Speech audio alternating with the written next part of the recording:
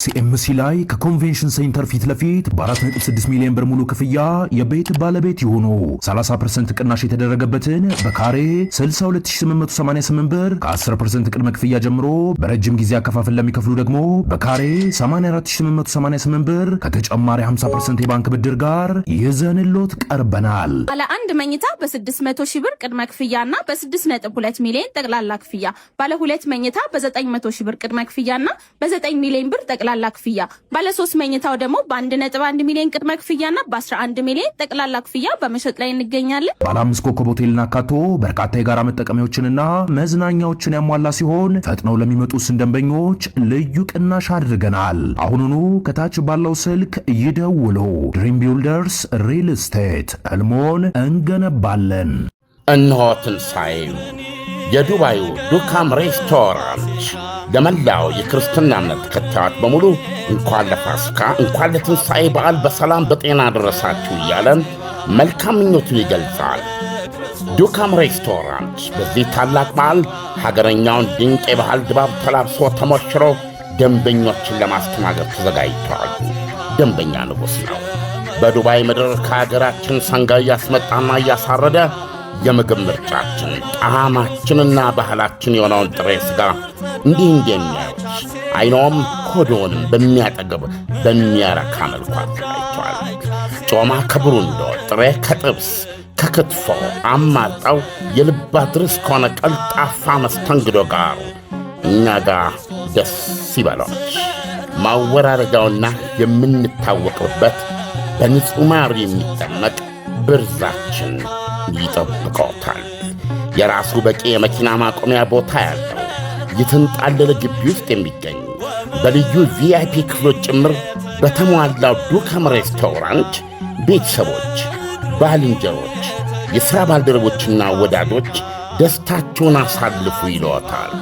ዱካም ሬስቶራንት አድራሻ ቁጥር 1 አልበረሃ፣ ቁጥር 2 አቡሄድ ከሴንቸሪ ሞል ፊት ለፊት። መልካም የትንሣኤ በዓል ይሁንላችሁ። የዱባዩ ዱካም ሬስቶራንት።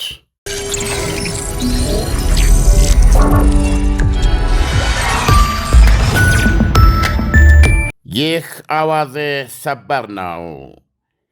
የሆርሙዝ ሰርጥ እንደ ተከፈተ እርግጠኛ መሆን አልተቻለም። የአሜሪካው ፕሬዝደንት ነገሮች እንደተስማማ ነው እየሄዱ አይደለም በማለት አማረዋል። ይህም ሆኖ የሁለቱ አገሮች ቀጥተኛ ድርድር በነገው ዕለት ቅዳሜ ኢስላማባድ ይጀምራል ተብሎ ይጠበቃል። የኢራን የልዑካን ቡድን ከቦታው እስካሁን ድረስ አልተነሳም። ወደ ሌላው ዝርዝር ዜና ስንሄድ በዋነኛነት ከጦርነቱ ጅማሬ የካቲት 21 ቅዳሜ እስከ ጊዜያዊ ተኩስ አቁም ስምምነቱ ሚያዝያ 2 ማክሰኞ ሌሊት ድረስ በአሜሪካ እስራኤልና በኢራን ጦርነት ፍልሚያ ምን ደረሰ የሚለውን እንመለከታለን። ጦርነቱ የ40 ቀናት ፍልሚያ ነበረ። ጦርነቱ የተጀመረው እስራኤል ከአሜሪካ ጋር በመሆን የኢራን አገዛዝ ወታደራዊ አቅሞችን ለማሟሸሽ በፌብርዋሪ 28 ቅዳሜ በኢትዮጵያ የካቲት 21 ጠዋት ነበረ።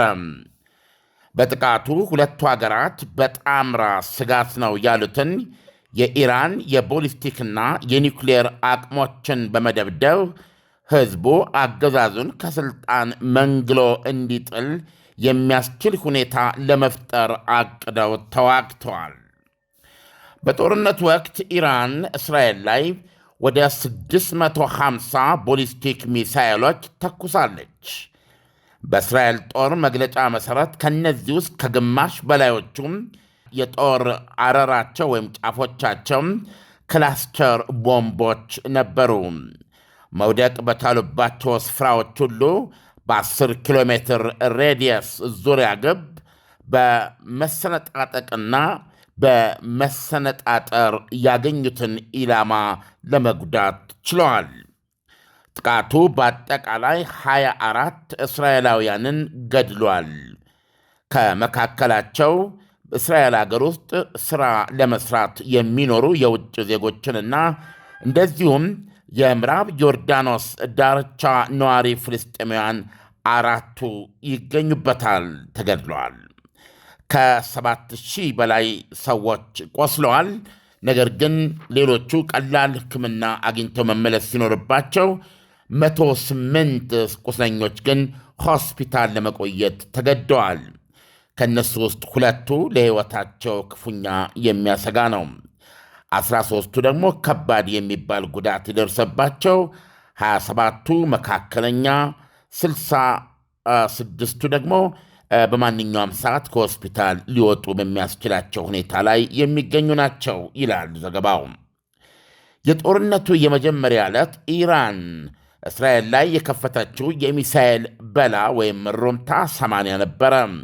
በቀጣዩ ቀን 60፣ በሦስተኛው ቀን 30 ነበረ።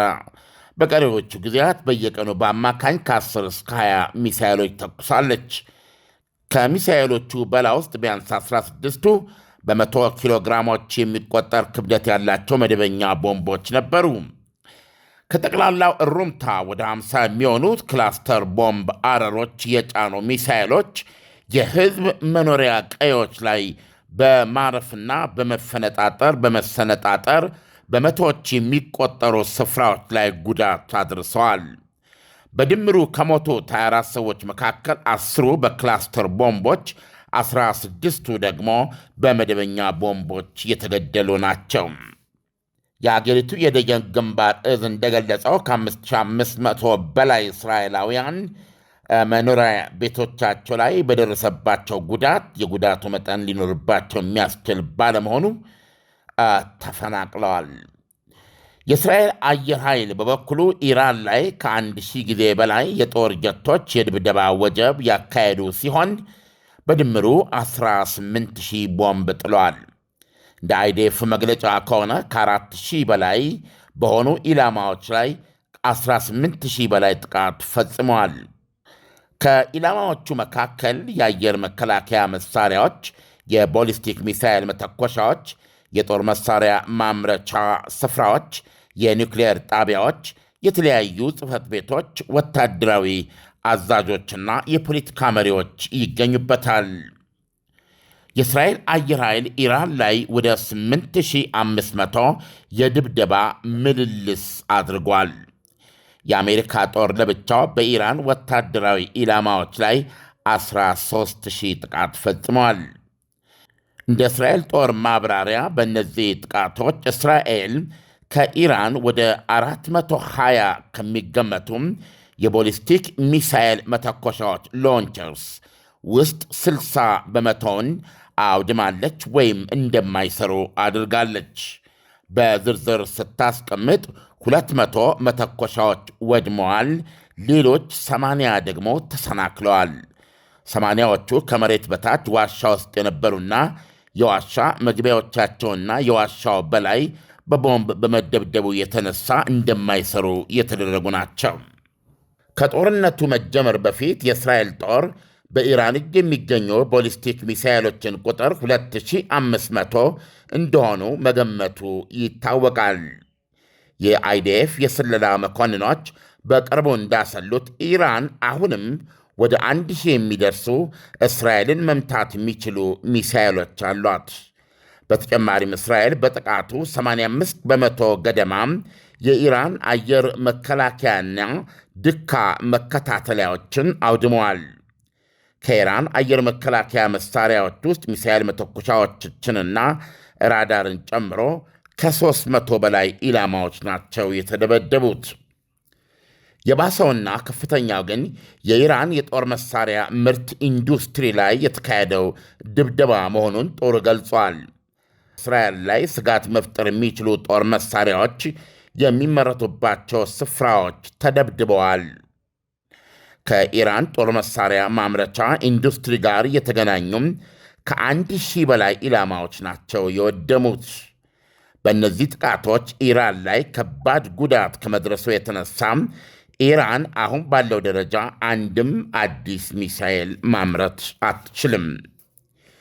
የእስራኤል ጦር ቃል አቀባይ ብርጋዴር ጄኔራል ኤፊ ዴፍሪን ሲናገሩም የእስራኤል ጦር ሊያወድማቸው ያለማቸውን ኢላማዎች ከተጠበቀው በላይ መጥተዋል። ቃል አቀባዩ ሲቀጥሉም የሚያገሳው አንበሳ የሰኘው ዘመቻችን የኢራንን ሽብር አገዛዝ ክፉኛ ለመጉዳትና በእስራኤል ሕልውና ላይ የጋረጠውን አደጋ በሂደት ለማስወገድ ያቀደ ነበረ። ሁሉንም አይነት የጦር መሳሪያ አቅሞቿን አጥቅተናል፣ አመራሩን አጥፍተናል፣ የእዝና ቁጥጥር ስርዓቱ ላይ ጉዳት አድርሰናል፣ ብዙዎቹን አዛዦቿን አስወግደናል፣ ወታደራዊ ኢንዱስትሪዎቿን፣ የቦሊስቲክ ሚሳይሎቿን ክምችትና ስብጥር፣ ኢኮኖሚያዊ ኢላማዎችንና የኒውክሌር ጣቢያዎቿን ክፉኛ አደባይተናል ብለዋል። የኢራን የኒውክሌር ፕሮግራምን በተመለከተም እስራኤል አሁንም እንዳለፈው ሰኔ ወር ባለፈው 12 ቀናት ጦርነትም እንዳደረገችም የኢራን የኒውክሌር ጣቢያዎች ላይ አያሌ ጥቃቶች ብታደርግም የኒውክሌር ፕሮግራሙን በተመለከተም ዋናው የደብዳቢነት ሚና የዩናይትድ ስቴትስ አሜሪካ መሆኑን ገልጻለች። እስራኤል ከደበደበቻቸው የኒውክሌር ጣቢያዎች መካከል ያዚድ በሚባለው የኢራን ማዕከላዊ ከተማ አጠገብ የሚገኝ የዩራኒየም ነዳጅ መጭመቂያነት የሚያገለግል የለው ኬክ ተብሎ የሚጠራ ንጥረ ነገር ማምረቻ፣ አራክ የተሰኘውን የኒውክሊየር ንጥረ ነገር ቅልቅል ውሃ ማብለያ ወይም ሪያክተር፣ በቴሄራን ማሌክ አሽታር ዩኒቨርሲቲ የኒውክሊየር ምርምርና ማበልጸጊያ ስፍራዎች ናቸው። እንደዚሁም በፐርቺን ወታደራዊ ተቋም ውስጥ የሚገኘው ቴሌጋን 2 የተሰኘ ጣቢያና ኢራን ካለፈው ሰኔ ወር ጥቃት በኋላ ብዙዎቹን የኒውክሌር ፕሮግራሟን የደበቀችበት ከቴሄራን መዳረሻ አጠገብ የሚገኘው ሚን ዛሄዲሂ የተባለው ሚስጥራዊ የመሬት በታች ስፍራም ተደብድቧል። የአገዛዙን የገንዘብ ፍሰት ለማድረግ በተነጣጠሩም ኢኮኖሚያዊ ጥቃቶች በሀገሪቱ በስተደቡብ የሚገኘው ዋነኛው የጋዝ ማምረቻ መሠረተ ልማት ከሀገሪቱ የብረት ፋብሪካዎች ውስጥ ዋነኞቹ ሁለቱና አያሌ የፔትሮኬሚካል ጣቢያዎች ተደብድበዋል። 10 ቁልፍ የባቡር ሀዲዶች አካላትና ድልድዮች ወድመዋል። በዘመቻው የመጀመሪያው ቀን የመጀመሪያ የ40 ሴኮንድ ጥቃት መንፈሳዊ መሪ አያቶላ አሊ ካሚኒና 40 ከፍተኛ ወታደራዊ አዛዦች በገፍ ተገድለዋል።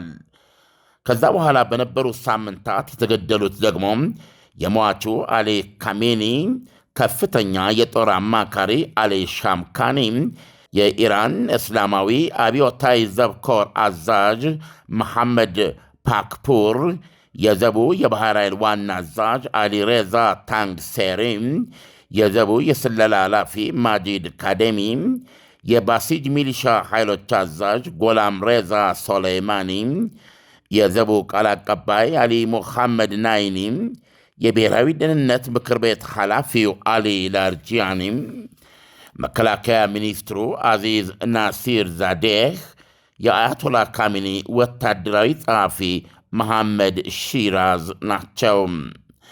በደርዘኖች የሚቆጠሩ ከፍተኛና መካከለኛ ደረጃ የጦር መኮንኖችም እንዲሁ ተገድለዋል። እንደ አይዲኤፍ ግምት ወደ 5000 የኢራን ወታደሮች ተደምስሰዋል።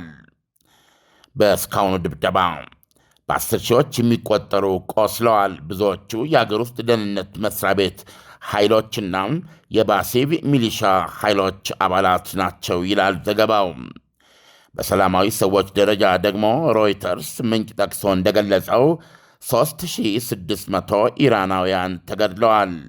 በሊባኖስ 1500 ተገድለዋል። 13 የአሜሪካ ወታደሮች ተገድለዋል። ኢሳያስ በዚህ በ40 ቀናቱ የነበረውን የጥቃት ውጤት በጥቅል ያቀረበ ዘገባ ነው። አሁን ያቀረብከው ዘገባ እጅግ በጣም የሚገርም ነው። በአሜሪካ በእስራኤልና በኢራን መካከል የጠፋው የሰው ኃይል፣ የጠፋው የሰው ሕይወት፣ ንብረት በዝርዝር ነው ያስቀመጥከው፣ በሚገርም መልኩ ማለት ነው። ኢራን ከመጀመሪያ ጊዜ ጀምሮ እስካሁን ጦርነቱ ከጀመረ እስካሁን ባለው ሂደት ውስጥ የወደመባት የሰው ኃይል፣ የወደመባት ፋብሪካዎች፣ አመራሮች እጅግ በጣም በርካታ ናቸው። እነዚህ በዓመታት የሚተኩ አይደለም። ኢራን ግን አሁንም ሸብረክ አላለችም። ይሄ ለኢራናውያን እንደምን ይወሰዳል? ኢራናውያን ለዓመታት ወደ ኋላ እየተከለሱ አይደለም ወይ? ፋይዳውስ ምንድን ነው? ተማምነው በሕጋዊ መንገድ በነፃ ካሉበት ሆነው ወደ ሀገር ቤት ገንዘብ መላክ ተችሏል። ላኪ ሬሚት አለሎት። እንኳን ለብርሃነ ትንሣኤው በሰላም አደረሶ። ገንዘብ ወደ ሀገር ቤት ከማንኛውም ስፍራ ከአሜሪካ፣ ካናዳ፣ አውሮፓና ከመካከለኛው ምስራቅ ለሚልኩ ዲያስፖራዎች በሙሉ ላኪ ሬሚት ትልልቅ ምንዛሬዎችንና ዳጎስ ያሉ ጉርሻዎችን ያለምንም ክፍያ በነፃ በሕጋዊ መንገድ መላክ ያስችላል። ላኪ ሬሚት በተጨማሪም ከማስተር ወይም ቪዛ ካርዳችሁ ላይ ወደ ፈለጋችሁት የኢትዮጵያ ባንክ ስትልኩ ገንዘቡ በ2 ሴኮንድ ውስጥ ይደርሳችኋል። 2 ሴኮንድ ብቻ። መተግበሪያው አፕሊኬሽን ከብሔራዊ ባንክ ሙሉ ፍቃድ ያለው በመሆኑ ምንም ሐሳብ ሊገባችሁ አይገባም። ስለዚህ የላኪ ሬሚትን መተግበሪያ ከፕሌይ ስቶር እና አፕ ስቶር ላይ በማውረድ አሁኑኑ በነፃ ላክ። ለአስተማማኝና ፍጥነት ማን እንደ ላኪ ሬሚት። ላኪ ሬሚት አለሎት። አዎ እንግዲህ ሁለቱም ወደዚህ ጦርነት ከመግባታቸው በፊት ያስቀመጧቸው ዓላማና ግቦች አሉ። የምንበይናቸው ደግሞ ከነዚህ ዓላማና ግቦቻቸው አንጻር ነው። ለምሳሌ እስራኤልና አሜሪካ አሁን በዚህ ዜና ላይ እንደሰማኸው የዚህ ጦርነት ዓላማና ግባቸው በአጠቃላይ ኢራን እንደ ሀገር በእስራኤል ሕልውና ላይ ልትጋረጥ የምትችለውን ማንኛውንም የሕልውና ስጋት የማድቀቅ ነው። በሁለተኛ ደረጃ ደግሞ የኢራናውያን ሕዝብ አገዛዙን ከስልጣን ለማውረድ እንዲነሱ ሊያበቃቸው የሚያስችሉ ሁኔታዎችን መፍጠር ነው የሚል ነው። ስለዚህ አሁን ከ40 ቀን በኋላ ቆመን ስንመለከት የተጠቀሱትን ዝርዝሮች ስናይ በወታደራዊ አቅሟ ከዛም ባለፈ ኢኮኖሚያዊ መሠረተ ልማቶቿ ክፉኛ እንደተደበደቡ እናያለን። በዚህ ደረጃ በማያሻማ ሁኔታ አሜሪካና እስራኤል ከሞላ ጎደል ከልካይ አልነበራቸውም።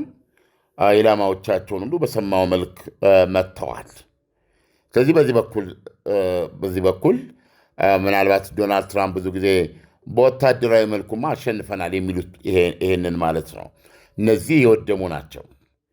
ነገር ግን እነዚህን ሁሉ የማውደሙ ዓላማ ኢቨንቹዋሊ አንደኛ በወታደራዊ ኬፓቢሊቲዋን ያው ማድቀቅ ነው የሚል ነው እና በዚህ ደረጃ ደግሞ ስናደቀውና እንደሰማው በእነዚህ ሁሉ የተዘረዘሩ ቁልፍ የሆኑ የሀገሪቱ የእስላማዊ አብዮቱን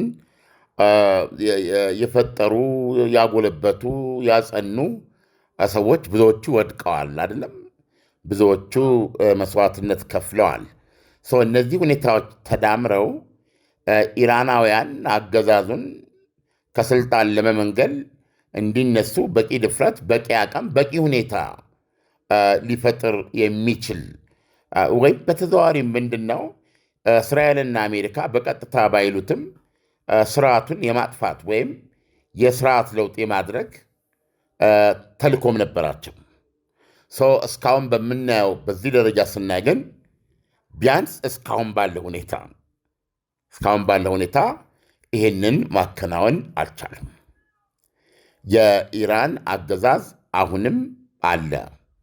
የቀደመው አገዛዝ ሰዎች እነዚህ የተጠሩት ዝርዝሮችና ሌሎች ስማቸው ያልጠቀሰ ሰለባዎች ባሉበት ሁኔታ በወርተረኛነት ክፍት ቦታዎችን በመያዝና በመቀጠል አሁንም ውጊያው ላይ የመተኮስ አቅማቸውን ባለማጣት በድርድር ላይ ነው የሚገኙት እና ከዚህ አንጻር ደግሞ የህዝቡን እንቅስቃሴ በተመለከተ ከምናየው ቢያንስ ባለፉት በእነዚህ 24 ሰዓት 48 ሰዓት ውስጥ በኢራን አገዛዝ ላይ የተነሳ የህዝብ የተቃውሞ እንቅስቃሴ ወደ አደባባይ ገንፍሎ የወጣ ወይም እንደዚህ አይነት እንቅስቃሴ የለም።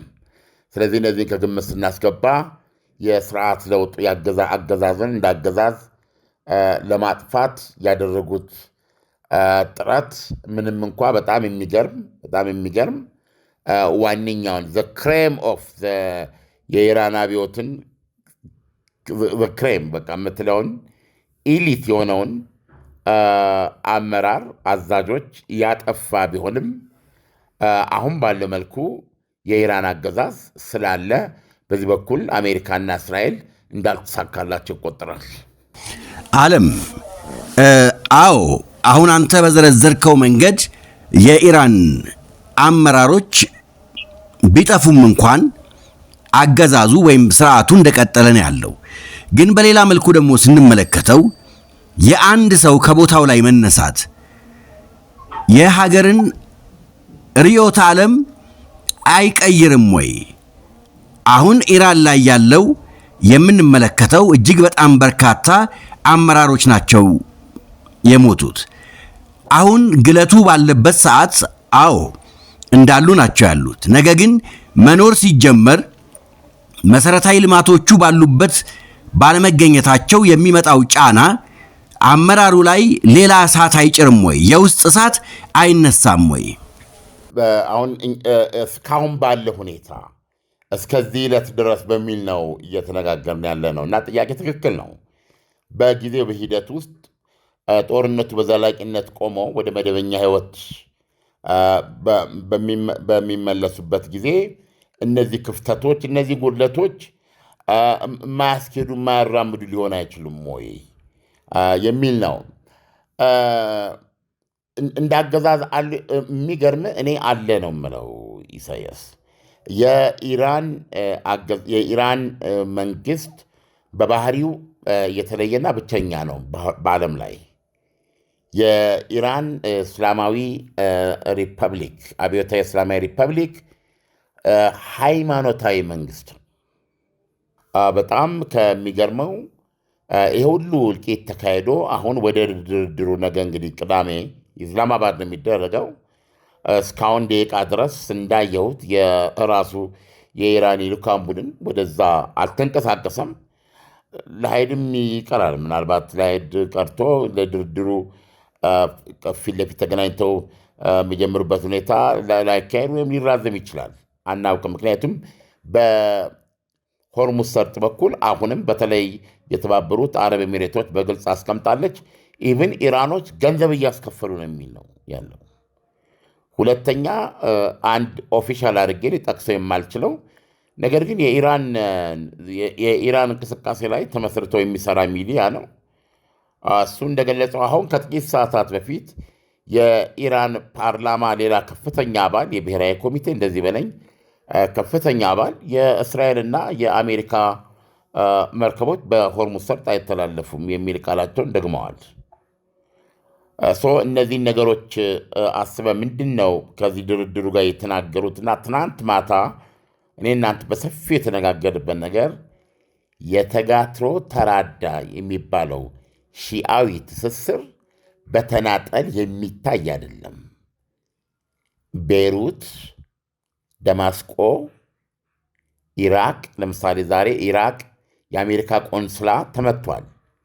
አሜሪካ ለኢራቅ መንግስት የኢራን ታማኝ የሆኑ ሚሊሻዎች ላይ የማጥፋት እርምጃ መውሰድ አለብህ የሚል ማሳሰቢያ ማስጠንቀቂያ ሰጥታለች። ስለዚህ ኢራቅም ከኢራን እጅ ልውጣ ያለት ጊዜ ጦርነት ውስጥ ነው የምትገባው። ስለዚህ በአጠቃላይ ከቴህራን ሺያዊ እንቅስቃሴ ጋር የታሰሩ ቴህራን ላይ አንከር መልሕቃቸውን የጣሉ ከተሞች ባግዳድ፣ ቤይሩት፣ ደማስቆ እንደዚሁም ኤደን እነዚህና ከዚህ በኋላም ሌሎቹ የኢራን ተቀጽላ አይባሉም። እነሱ ማለት ኢራን ማለት እነሱ አንድ ወጥ ዋን ዩኒፋይድ ሆል ብለው ነው ያስቀመጡት። እዚህ ላይ ምንም ድርድር የለም።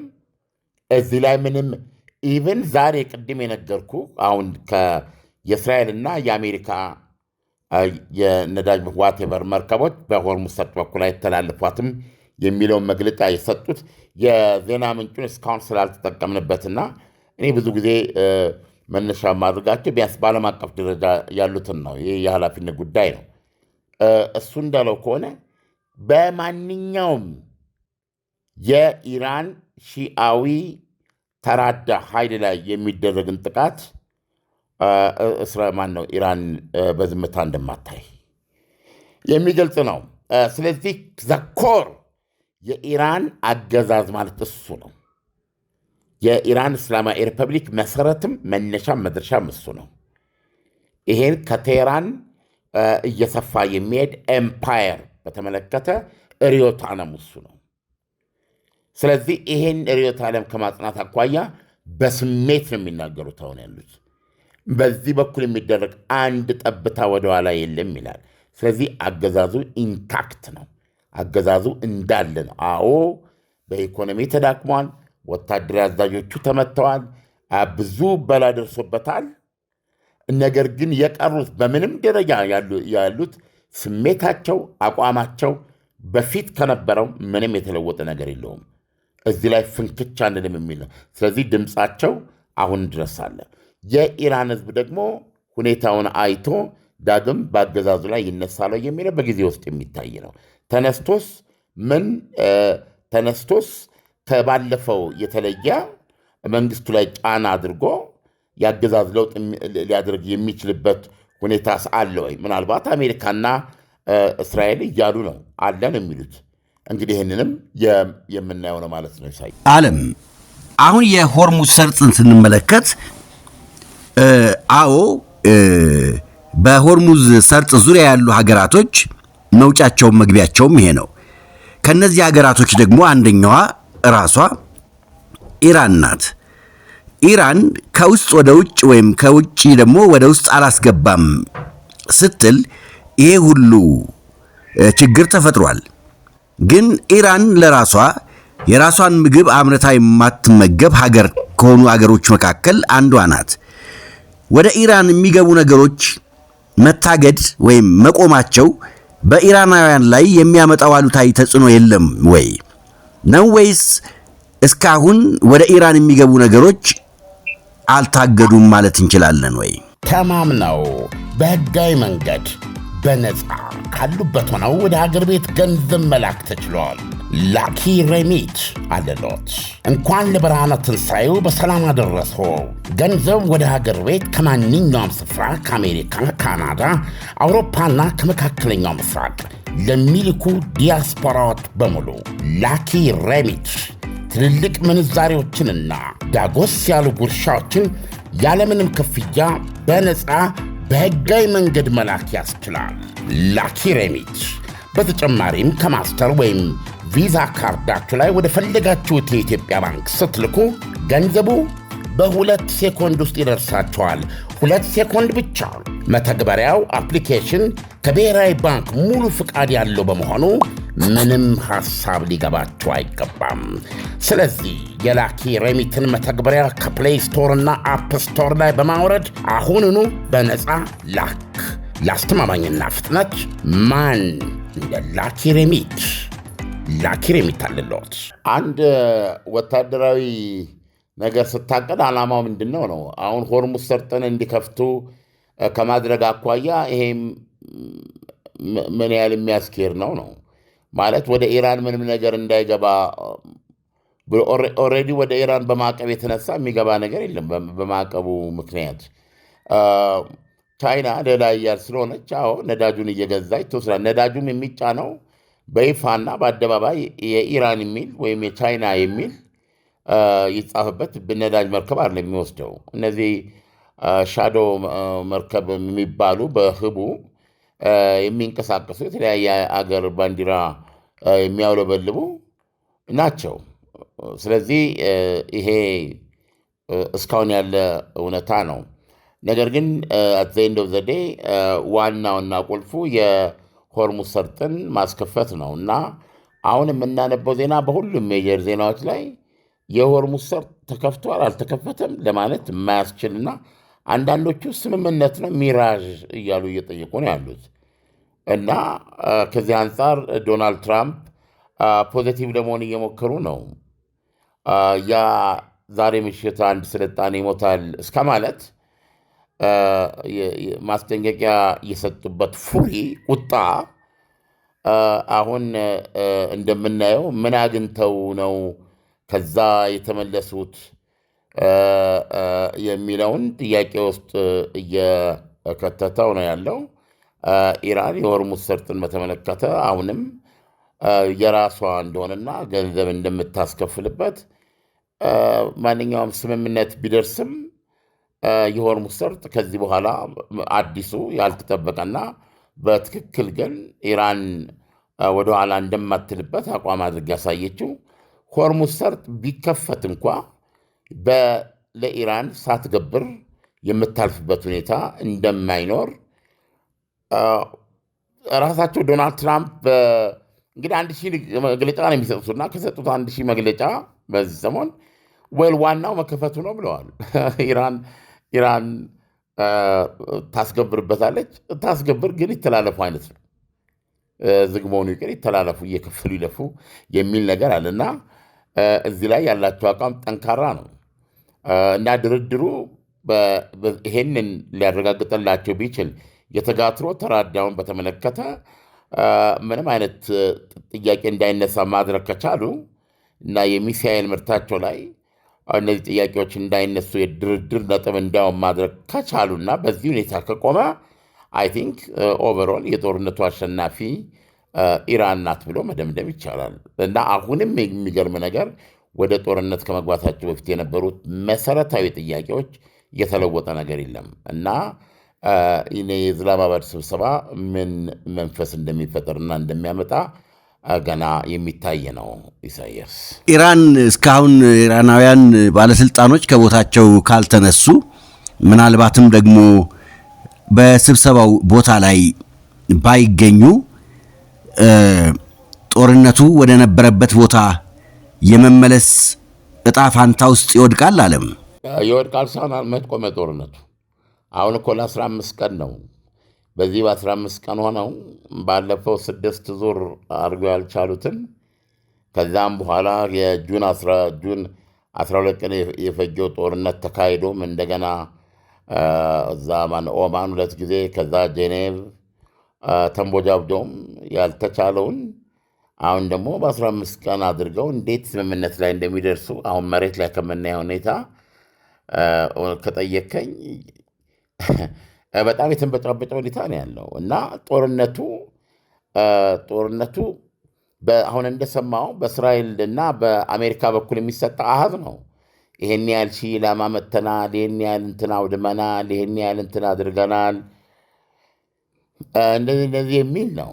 እነዚህ ከፍተኛ አሃዞች ናቸው የሚጠቀሱት። ኢራን ደግሞ ይህን ሚሳኤል ይሄን ያህል አዝንቤያለሁ ነው። እውነቱን ለመነጋገር ከጦርነቱ መጀመር በፊት የነበረው አንድም የለወጠው ነገር የለም። ውጊያው አንድም የለወጠው ነገር የለም።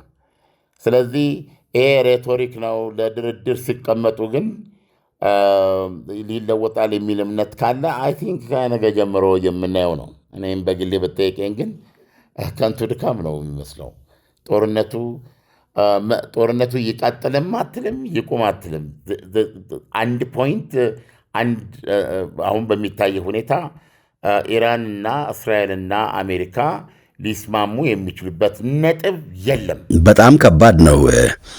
አለም እንግዲህ እያንዳንዷን የድርድር ሂደት እየተከታተልን ለአድማጭ ተመልካቾቻችን ይዘን እንቀርባለን። ዛሬ ጌታችን መድኃኒታችን ኢየሱስ ክርስቶስ የተሰቀለበት ዕለት ነው። ዓለምን በደሙ የዋዠበት ቀን ስለሆነ እንኳን አደረሰህ አለም። ሲኤምሲ ላይ ከኮንቬንሽን ሴንተር ፊት ለፊት በ4.6 ሚሊዮን ብር ሙሉ ክፍያ የቤት ባለቤት የሆኑ 30% ቅናሽ የተደረገበትን በካሬ 62888 ብር ከ10% ቅድመ ክፍያ ጀምሮ በረጅም ጊዜ አከፋፈል ለሚከፍሉ ደግሞ በካሬ 84888 ብር ከተጨማሪ 50% የባንክ ብድር ጋር ይዘንሎት ቀርበናል። ባለ አንድ መኝታ በ600 ሺህ ብር ቅድመ ክፍያና በ6.2 ሚሊዮን ጠቅላላ ክፍያ፣ ባለ ሁለት መኝታ በ900 ሺህ ብር ቅድመ ክፍያና በ9 ሚሊዮን ብር ጠቅላላ ጠቅላላ ክፍያ፣ ባለ 3 መኝታው ደግሞ በ1.1 ሚሊዮን ቅድመ ክፍያና በ11 ሚሊዮን ጠቅላላ ክፍያ በመሸጥ ላይ እንገኛለን። ባለ 5 ኮከብ ሆቴልና አካቶ በርካታ የጋራ መጠቀሚያዎችንና መዝናኛዎችን ያሟላ ሲሆን ፈጥነው ለሚመጡ ደንበኞች ልዩ ቅናሽ አድርገናል። አሁኑኑ ከታች ባለው ስልክ ይደውሉ። ድሪም ቢልደርስ ሪል ስቴት ህልሞን እንገነባለን። እነሆ ትንሣኤ የዱባዩ ዱካም ሬስቶራንት ለመላው የክርስትና እምነት ተከታዮች በሙሉ እንኳን ለፋሲካ እንኳን ለትንሣኤ በዓል በሰላም በጤና አደረሳችሁ እያለን መልካም ምኞቱን ይገልጻል። ዱካም ሬስቶራንት በዚህ ታላቅ በዓል ሀገረኛውን ድንቅ የባህል ድባብ ተላብሶ ተሞሽሮ ደንበኞችን ለማስተናገድ ተዘጋጅቷል። ደንበኛ ንጉሥ ነው። በዱባይ ምድር ከሀገራችን ሰንጋ እያስመጣና እያሳረደ የምግብ ምርጫችን ጣዕማችንና ባህላችን የሆነውን ጥሬ ሥጋ እንዲህ እንደሚያዩት አይኖም ሆዶንም በሚያጠግብ በሚያረካ መልኩ አዘጋጅቷል። ጮማ ከብሩንዶ፣ ጥሬ ከጥብስ ከክትፎ አማርጠው የልብ አድርስ ከሆነ ቀልጣፋ መስተንግዶ ጋር እኛ ጋር ደስ ይበሎች። ማወራረጃውና የምንታወቅበት በንጹሕ ማር የሚጠመቅ ብርዛችን ይጠብቀውታል። የራሱ በቂ የመኪና ማቆሚያ ቦታ ያለው የተንጣለለ ግቢ ውስጥ የሚገኝ በልዩ ቪአይፒ ክፍሎች ጭምር በተሟላው ዱካም ሬስቶራንት ቤተሰቦች፣ ባልንጀሮች፣ የሥራ ባልደረቦችና ወዳጆች ደስታቸውን አሳልፉ ይለዎታል። ዱካም ሬስቶራንት አድራሻ ቁጥር 1 አልበረሃ፣ ቁጥር 2 አቡሄድ ከሴንቸሪ ሞል ፊት ለፊት። መልካም የትንሣኤ በዓል ይሁንላችሁ። የዱባዩ ዱካም ሬስቶራንት